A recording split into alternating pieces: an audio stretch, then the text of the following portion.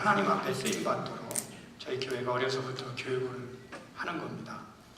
올해 제가 퓨처 뮤직 콘서트를 하고 나서 깨달은 게 뭐냐면 음악만 하다 보니까, 음악하고 미술만 하다 보니까 거기에 좀 이렇게 재능이 없는 아이들이 좀 빠지는 것 같아요. 그래서 내년에는 한 사람도 빠지지 않고 다 참여하는 더 큰 축제로 마련을 할 겁니다. 그저 항상 머릿속에 담임 목사는 누가 좀 빠지나, 저런 아이를 어떻게 키우나, 이제 그게 우리의 사고인데, 내년에는요 정말 더 대단한 수요 축제인데, 퓨처 뮤직 콘서트라는 이름을 과감히 바꿔서 모든 사람이 다 참여해서 정말 가지고 있는 재능이 다 모두에게 표현되는 그러한 시간을 가지려고 합니다. 자, 오늘 저희에게 주시는 하나님의 말씀은 고린도전서 3장 6절에서 8절입니다. 고린도전서 3장 6절에서 8절. 고린도전서 3장 6절에서 8절이고요. 신약성경 266쪽에 있습니다. 저와 여러분 한번 교독하시겠습니다. 그런즉 아볼로는 무엇이며, 6절입니다. 나는 심었고 아볼로는 물을 주었으되 오직 하나님께서 자라나게 하셨나니,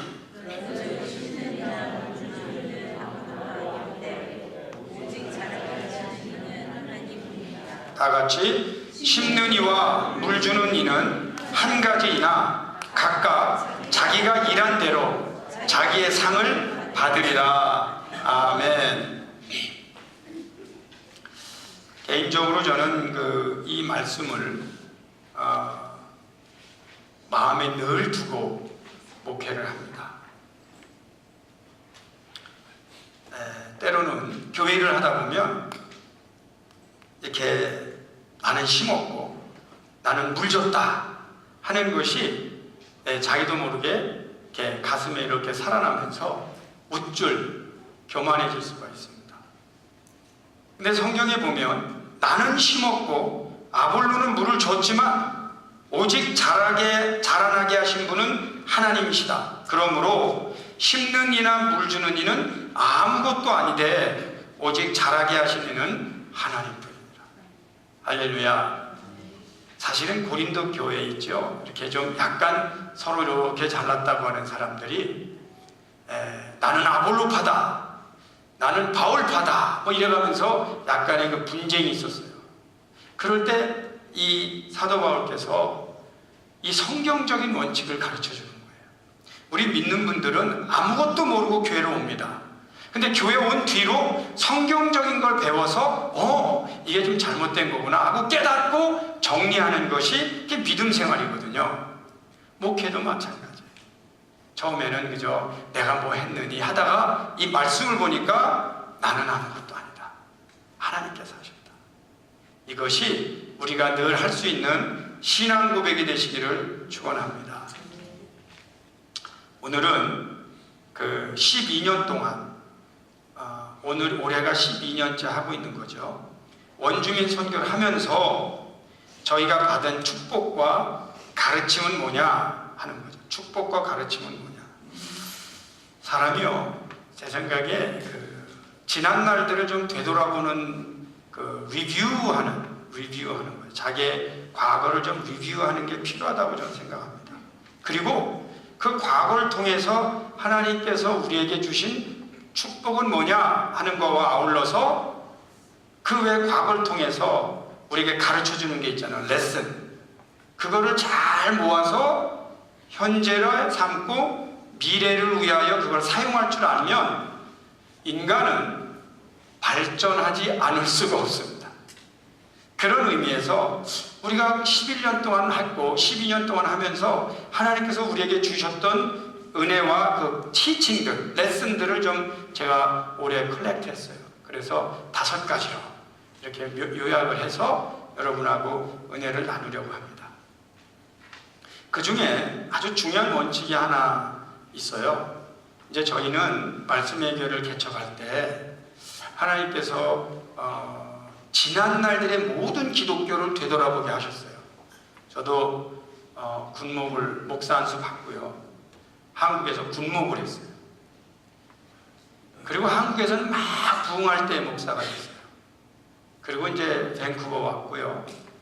그리고 이제 여기 와서 공부하면서 한 7년 동안 공부하면서 배운 게 굉장히 많아요.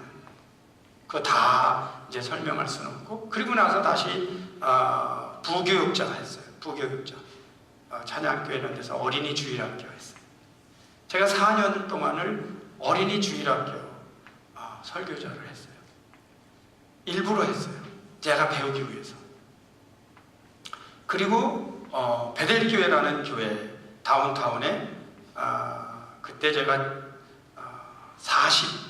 지금부터 한 16년 전이나 되는 것 같은데 40세 그때 350명 예산이 한 55만 불 되는 그런 교회에 제가 담임 목사로 취임을 했어요. 근데 1년 동안 목회를 하면서 아마 주위에서는 그랬겠죠. 야, 너 뭐 공부 끝내자마자 큰 교회 갔으니까 좋겠다. 그런데 거기서 배우는 게 굉장히 많았어요.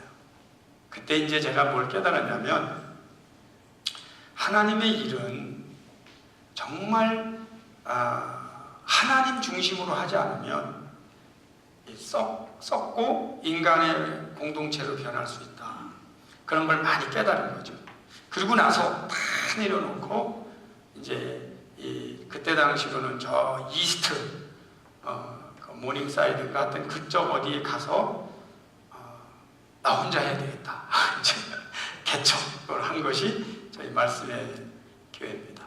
이제 거기서 개척하고 이렇게 학교 뭐 이런 데 옮겨서 이제 여기까지 왔는데, 그럼 왜 당신은 교회당을 안 가고 학교를 왔느냐? 이게 이제 큰 중요한 문제입니다.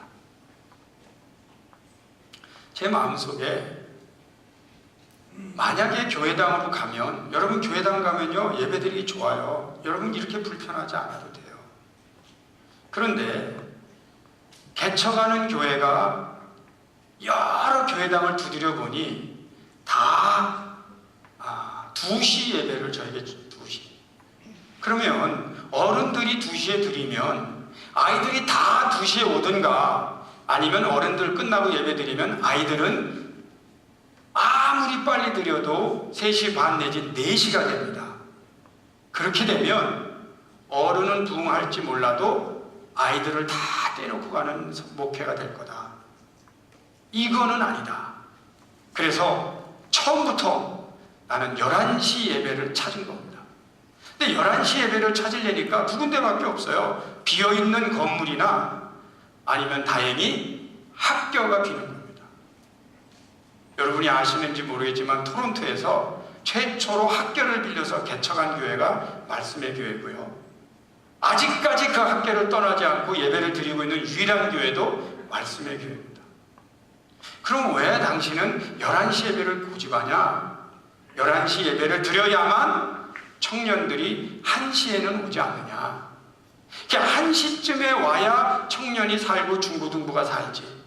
처음부터 목표는 어린아이부터 어른까지 골고루 교회 공동체를 부흥시키지 않으면 아무리 장년을 많이 모아놔도 의미가 없다는 것을 알고 목회를 시작을 했습니다.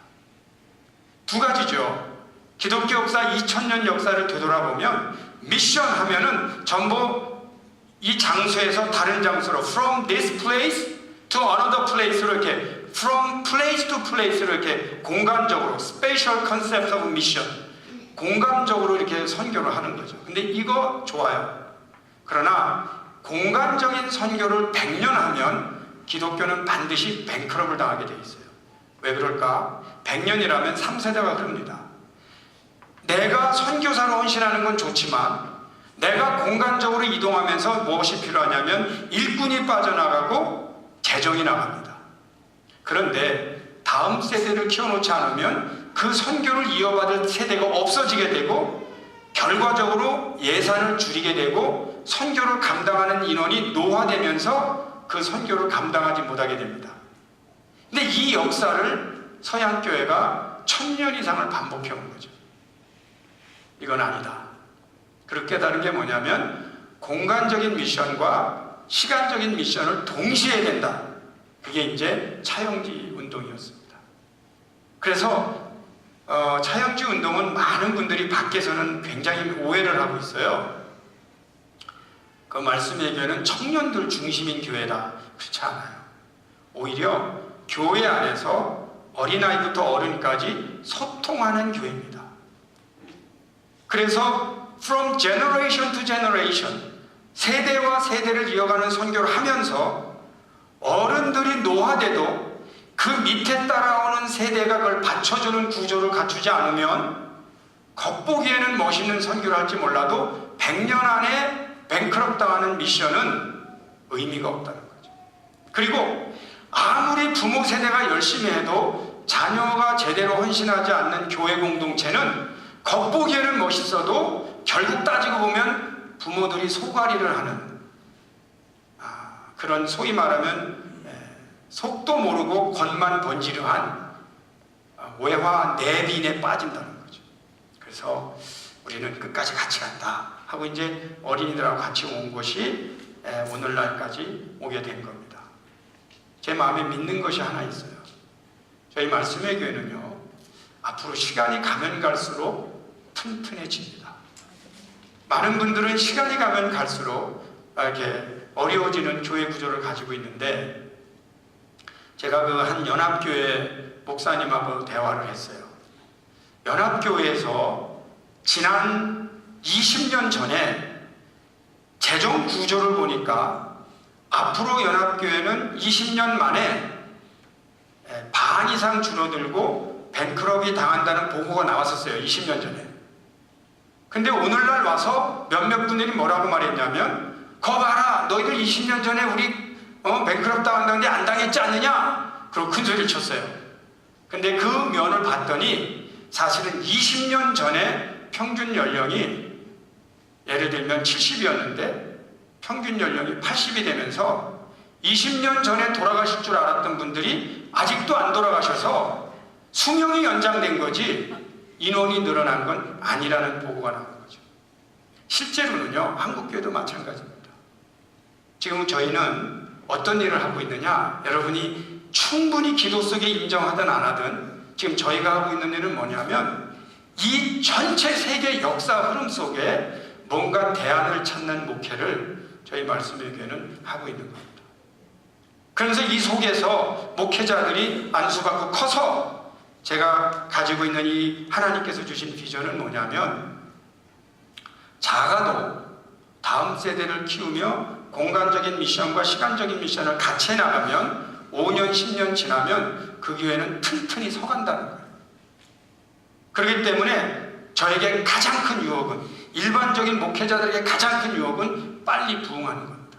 빨리 부흥하는 것보다 더 중요한 것이 자녀들을 데리고 가는 겁니다. 그래서 저희가 아직도 학교를 못 떠나고 있어요. 근데 학교를 빌려보니까 좋은 점이 많아요. 체육관이 있고 운동장이 있는 거예요. 이거는 저희가 계산한 건 아닙니다. 하나님께서 합력해 선을 이루세요. 어른들은 좀 불편하세요. 매주 예배를 준비하려면 얼마나 힘들겠어요. 그러나 어떠한 희생을 치르고더라도 자녀들을 함께 데리고 가는 목회라면 기꺼이 해야 된다.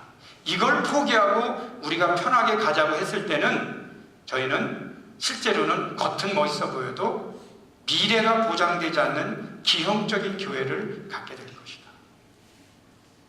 저희가 11년 원주민 선교를 했는데 너무 감사한 것은요, 올해 가는 사람 중에 예를 들면 미키가 가요. 미키가 에드리아나가 갑니다. 근데 사실 그 미키나 에드리아나는 우리 교회에 국민학교 1학년 내지 2학년 때 왔기 때문에 뭐 영화 부르는 정도는 아니어도 그 어린애들이 이제는 커서 교사로 가는 겁니다. 여러분은 놀래지도 않아요. 나만 놀래고 있어요.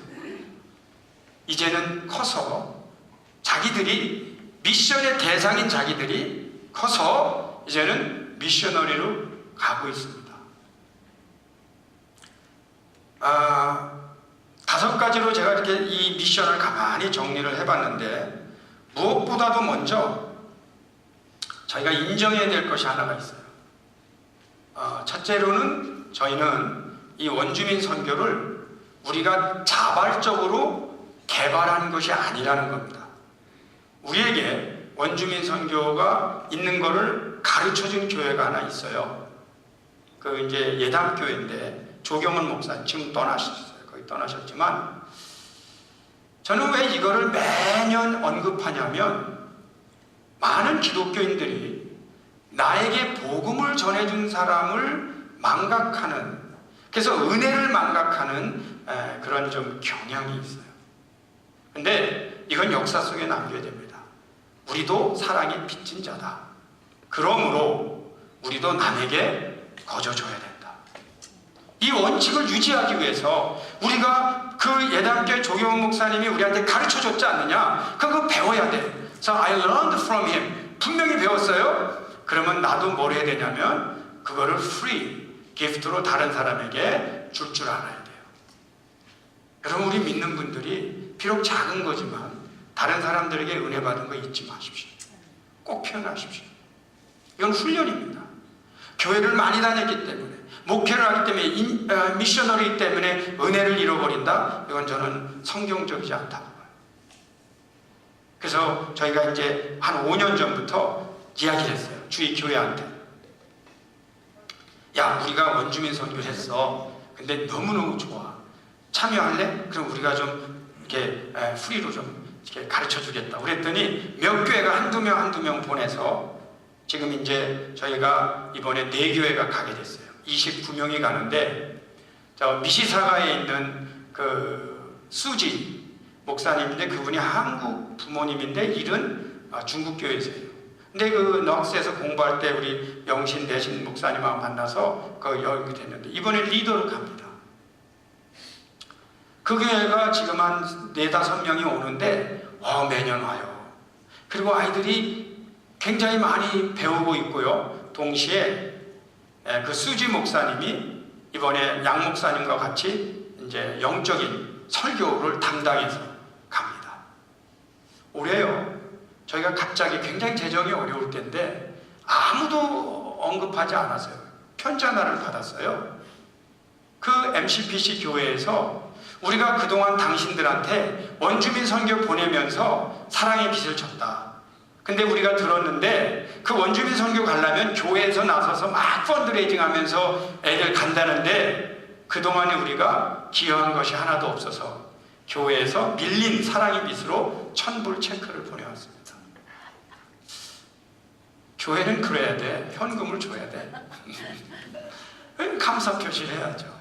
근데 우리는 기대한 건 아니지만, 아이 고맙네, 이런 기독교인이네, 그런 걸 느꼈죠. 성석교회에서 이번에 한두 명, 그 다음에 또 어느 한 교회, 어디였지? 갈릴리교회. 갈릴리교회에서 또 몇 명 이렇게 참석을 해요. 매년 20명에서 많게는 45명 사이로 갔는데 올해는 29명이 갑니다. 첫째가 우리가 사랑의 빚을 졌고 배웠다는 거고요. 두 번째는요, 깨달은 게 뭐냐면 선교는 교회가 건강해야 감당하는 것이라는 걸 깨달았어요. 그거 왠지 아세요? 저 이민교회 경험 많습니다. 여러분 다 아시는 얘기예요. 교회가 왜 선교를 못하냐면 선교해야 될 에너지를 싸우는 데 쓰기 때문에 못하는 거예요. 교인들끼리 싸워요. 목회자하고 성도들하고 싸워요. 그래서 제가 처음에 개척하면서 결심을 했어요. 나는 절대 싸우는 목사는 하지 않겠다. 왜냐하면 제가 뭘 봤냐면 싸우면 하나님의 영광이 가려져요. 하나님의 미션이 멈춰져요. 그런데 흥미로운 것은 어떤 사람들은요, 하나님의 영광이 가려지든 미션이 멈추든 내가 이겨야겠다 이런 마음으로 교회에서 회의하는 거예요. 누가 어디서 배웠든지 나는 우리 교인들 저렇게 가르치고 싶지 않다. 제가 두 가지 전략을 가지고 삽니다. 지금까지 여러분이 목격하셨을 겁니다. 인간에게는 지성을 주셨고요, 언어를 주셨기 때문에 끝까지 설득하는 거예요. 설득될 때까지 하는 거예요. 그런데 이게 도저히 설득이 안 돼요? 그럴 때는 기부합하는 거예요. 양보하는 거예요. 저는 이 두 가지 전략을 가지고 말씀에게 성도님들이 어떤 때 지칠 정도로 설득해요. 근데 끝까지 설득이 안 되면 제가 물러납니다. 오케이, 이거는 아직 때가 안 됐으니까 제가 하지 않겠습니다. 설득, 양보 두 가지만 할 줄 알면 교회는 싸우지는 않는 것 같아요. 그런 의미에서 저희가 개척하고 지금까지 약간의 없었다고는 절대 말 못하죠. 사실이에요. 떠나신 분도 있고 인정합니다. 그럼에도 불구하고 겉으로 드러나기는 싸움을 하지는 않았어요. 왜 그게 중요했느냐 하면 그걸 보고 있는 자녀들이 있기 때문이에요. 그들이 그걸 한 번이라도 느끼면 교회 회의를 느낍니다. 그리고 교회를 떠나려고 하는데 그런 모습을 보이지 않고 건강해야 된다.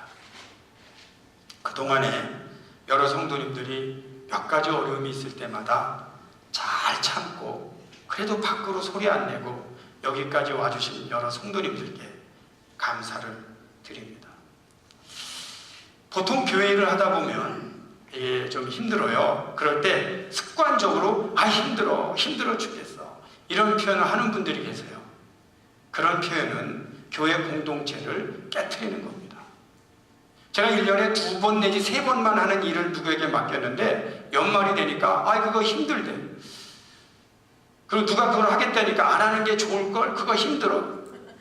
그래서 이거 도대체 어디서 배운 신앙을 이렇게 표현하는가? 여러분, 제가 오늘 기독교적인 언어를 가르쳐 드리겠습니다.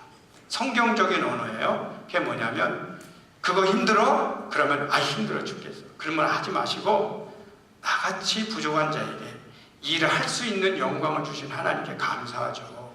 그렇게 이게요, 입 바른 소리가 아니에요. 제가 목회를 해보니까 그래요. 얼마나 부족 덩어리입니까?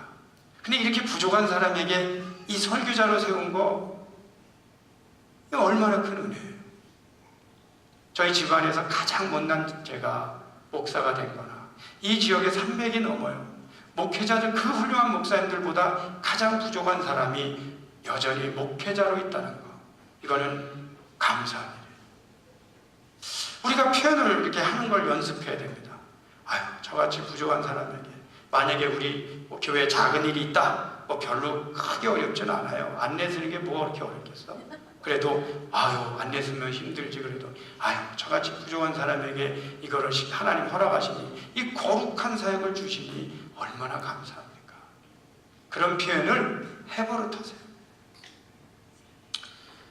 예를 들면 보통 교회 일은요, 이렇게 팀을 짜서 합니다. 이제 구역이나 셀 같은 것도 마찬가지인데, 어떤 경우는 일을 하고 나면 꼭 그 팀 내에 있는 몇몇 사람을 비판하는 습관을 가진 사람이 있어요.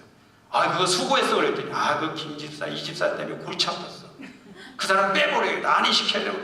이 사람을 비판하는 습관을 가진 사람들이 있어요. 근데 그런 것도 공동체를 깨는 일입니다. 건강한 교회를 해치는 일이에요. 제가 오늘 성경적인 언어를 가르쳐 줄게요. 그거 여럿이 하느라고 힘들었지? 아니야. 그래도 몇몇 사람이 도와주는 사람이 있어서 쉽게 했어. 그렇게 말하는 거예요. 한번 연습해 보겠어요. 제가 물어볼게요. 여러분, 교회 일하느라고 힘들었죠? 연습이야. 이거 러닝 하는 거야. 랭귀지를 배우는 거예요. 목회를 해보니까 한국에 가면 툭 하면 사람들이 뭐라고 하냐면, 소문 들어보니까 이민 목회가 어렵다고 들었는데 어렵지? 그러면은요, 뭔가 인정받는 것 같으니까 한국 목회는 대접도 받지, 이민 목회는 베이비시팅 해야 돼. 너무 힘들어. 이런 말하고 싶은 욕망이 막 나와. 지금 몇 번 했어요. 근데 언제 순간에 이거 아니다. 그래서 저는 이렇게 말을 만들어요, 가끔. 그래서 한국 가면, 야, 목사, 여기 이민교회 그 목회 힘든데, 한국에 교회 뭐 있는데, 안 나올래? 또 이런 또 나를 위로해주는 사람들이 또 꼭 연락이 와요. 제가 꼭 뭐라 그러냐면 아닙니다. 저는 이민교회 목회 체질입니다. 그래, 체질이라고. 그러니까 또 옆에 있는 한 목사님이 나보고 그래요. 나 여지껏 이민교회 목회 몇십 년 해도 체질이라고 하는 사람 처음 봤대. 진짜야? 그래 물어봐요. 그래서 제가 뭐라고 대답하냐면 체질이라고 대답 안 하면 더 힘들어. 그냥 체질이라고 하는 거야. 근데 이 놀라운 것은요, 체질도 변하나 봐.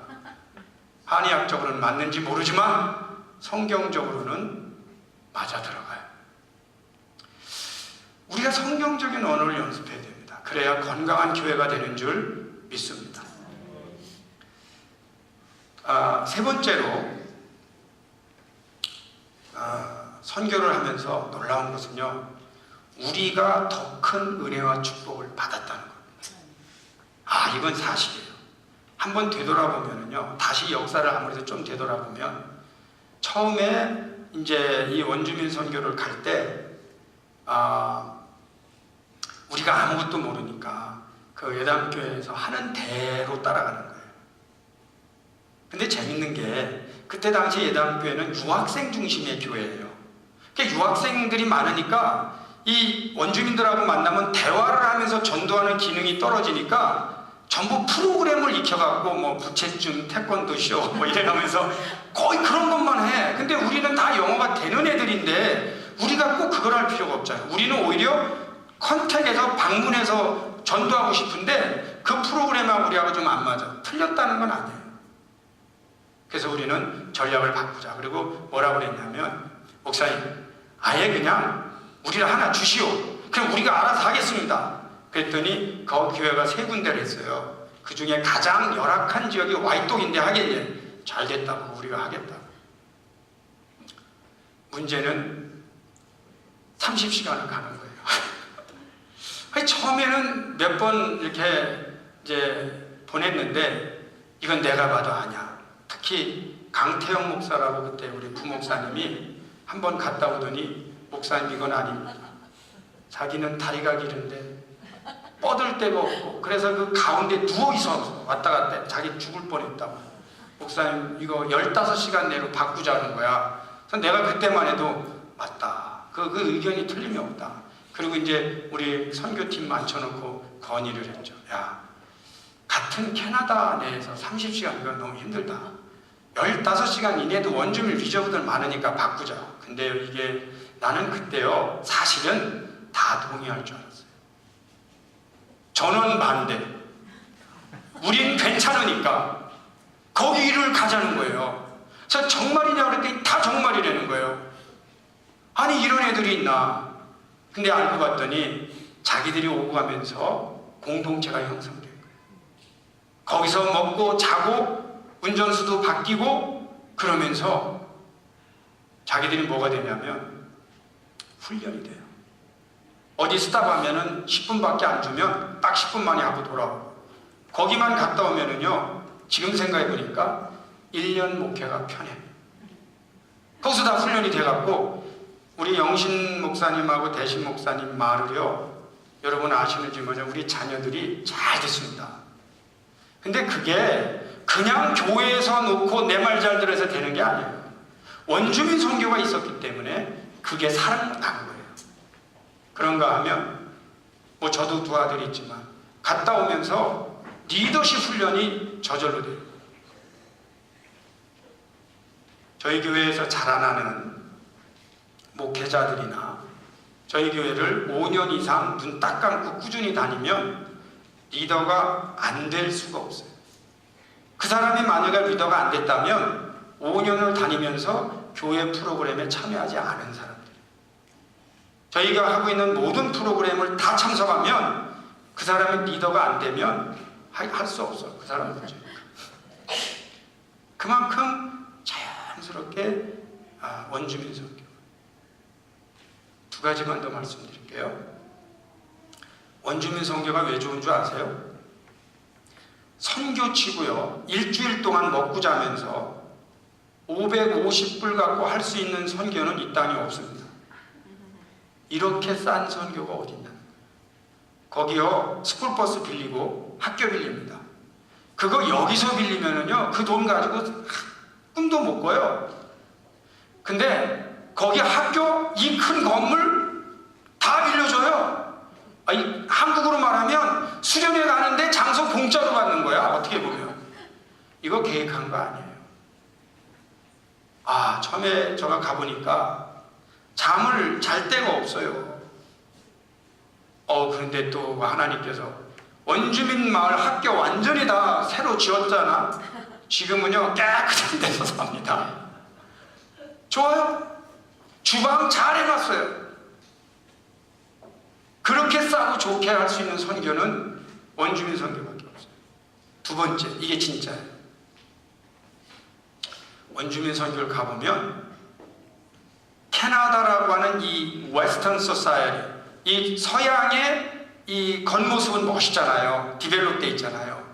그런데 원주민은 이 서양의 뒷골목을 가보는 거예요. 원주민 선교를 가보면 역사의식이 살아납니다. 오! 문명이라고 하는 것이 같은 어떤 다른 사람을 핍박하거나 exploit, 착취하지 않으면 안 되는 그런 그 양면성을 볼 수 있는 눈을 얻는다? 중고등학교 때? 대단한 겁니다.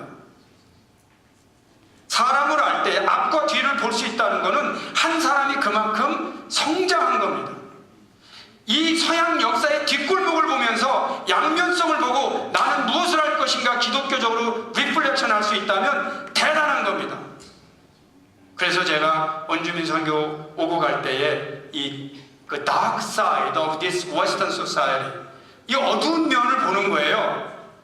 근데 거기서 볼 때 이게 어글리한 부분이 있는 거예요. 그걸 보면서 기독교가 과연 뭐로 어떻게 선교할 것인가를 다시 찾아내는 훈련, 이거를 빠뜨리면 원주민 선교는 약간 문제를 많이 상실해요.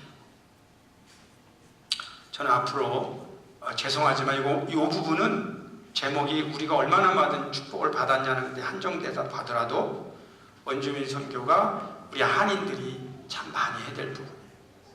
하나만 더 말씀을 드리면 이 원주민들하고 우리하고요 DNA가 가장 가까워요. 근데 가만히 보면 이거 같은 민족 아니었나? 그런 생각이 들어요. 그게 어떻게 되냐면 원주민 마을에 딱 들어가잖아요. 편안해. 이게 왜 그런 마음이 드는지는 몰라. 근데 우리하고 같은 민족인가? 이런 필링이 바로 오는데 흥미로운 건 뭐냐면요, 원주민들도 이 서양 사람들은 약간 겁을 내요. 근데 우리 한국인이 가면 비슷한 애들 왔네? 그리고 웰커밍을 하는 것 같아. 여러분, 우리 얼굴 보고 혹시 공포감이 있을 것 같아요?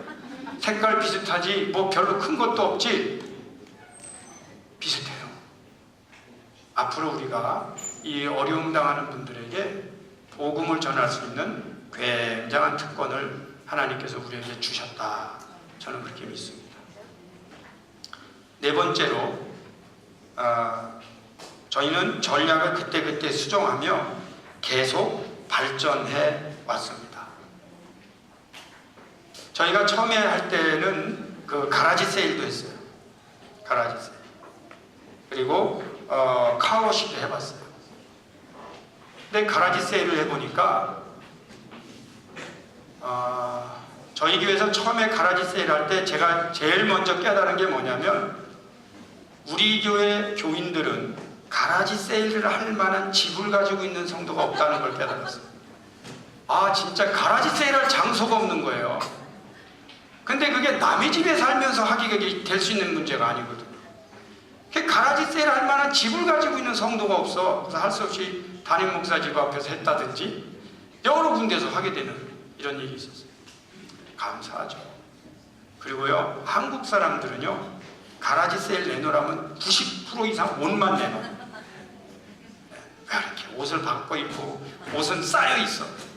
우리가 불평하면 안 돼. 우리 민족은 특권층 중에 특권층. 어쨌든 카워시도 해봤어요. 그런데 한 5년 전이에요. 청년 하나가 이렇게 하지 말자는 거예요. 그럼 뭐 어떻게 해야 돼? 각자가 펀드레이징 하는 그 전략을 공부하고 그걸 하자는 거야. 그래서 들어보니까 아주 설득력 있어요. 그래서 한번 해라 그랬더니 자기들끼리 각자가 펀드레이징을 하는 전략을 공부하는 거야. 스트래티지. 더 놀라운 것은요, 어떤 사람은 500불 할 때 1000불을 해요. 야, 근데 이 1000불 한 애가 500불을 못한 애들한테 나눠주는 거예요. 그래서 지금 우리 아이들이 사실은 550불을 내지만 작은 100불부터 심지어는 1000불까지 펀드레이징을 해서 못한 사람 나눠주면서 실제로는 선교비가 그렇게 많이 안 들도록 하는데 거의 많이 합니다. 전원이라고는 말할 수 없을 정도로 펀드레이징을 해요. 근데 그 전략이 좋아요. 저는 뭘 배우냐면 우리 1.5세나 어린이들이 펀드레이징 하는 스킬을 배우는 거죠. 이번에 축구를 했습니다. 토너먼트 했는데 6팀이 나왔는데 한 팀당 60불이에요. 그럼 66에 36, 360불은 버는 거지. 거기에서 뭐 좀 파는데 이번에는 우리 저 피자를 우리 문성원 집사가 200불을 도네이션해서 피자를 공짜로 했어요. 네, 그날 피자 먹으면서 야, 그래도 우리 성원이 많이 컸다. 자랑스러웠어요. 고마웠다. 그런데 그 중에 흑인 아이가 하나 와서 키 큰 흑인 아이가 돈을 더 줬대. 그래서 내가 물어봤더니 그 미션 펀드레이징 하라고. 여러분 그 축구하러 온 사람이 12불만 냈는데요. 근데 자기 주머니에서 돈을 내서 돈을 더 주는 거야. 우리가 미션 간다니까. 제가 다 모아놓고 설명했어요. 토너먼트 왜 하는지, 여러분 가운데 교회를 왜 다녀야 되는지. 여러분, 펀드레이징은요, 신세를 지면서 복음 전하는 방법이에요. 한 번도 생각 안 했던 사람이 돈을 냅니다. 회사에서도 돈을 냅니다. 우리 정화는 회사에서 다 펀드레이징 받아서 가요. 내가 좀 도와주면 안 됐더니 다 됐어요. 굉장히 중요한 전략입니다. 아이들도 그걸 하는 거죠. 이제는 저희는 수정하면서 많이 했고요. 퓨처 뮤직 콘서트나 이런 거는 뭐예요?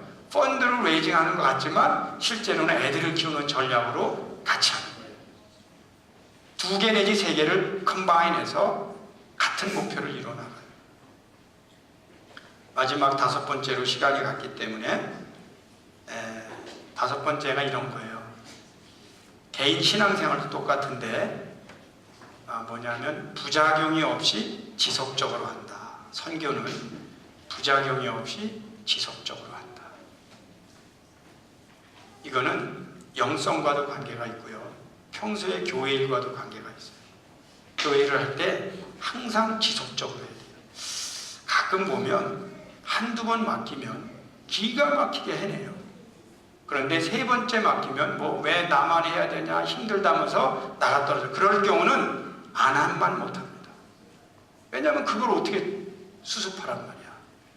결국은 뭐냐? 부작용이 없이 지속적으로. 근데 이 담임 목사의 전략은 이 선교에 그대로 적용을 해보니까 오늘날까지 참 부작용 없이 지속적으로 감당할 수가 있어요. 결과적으로 보면 우리는 30시간을 갔네, 뭐 러브 피스트라면서 먹였네, 돈을 얼마 들였네 하도록 결론적으로 보면 모든 일을 하나님께서 하셨습니다. 그쪽에도 하셨고 우리에게도 하셨어요. 우리를 도와준 사람들에게도 하나님께서 역사하셨어요. 우리는 아볼로요, 우리는 바울이지만 we are nothing. God did everything. 하나님께서 모든 걸 다 하셨어요. 오늘 저희가 29명의 단기 선교사들을 파송합니다. 그래서 제가 단기 선교사들을 다 오라고 했고요. 그리고 어린이들이 오고 싶다고 해요. 왜 그런가 했더니 자기들을 가르치는 선생님이 단기 선교사로 가는데 자기들도 가서 축복하고 싶다고. 그래서 우리 말씀 촬영지까지 이렇게 오늘 같이 돌았습니다. 이 시간에 설교를 다 마치는 마지막 설교 순서로 우리 선교사 파송식을 하도록 그렇게 하겠습니다. 우리 29명의 선교사들 다 나오세요. 앞으로. 다 나오세요.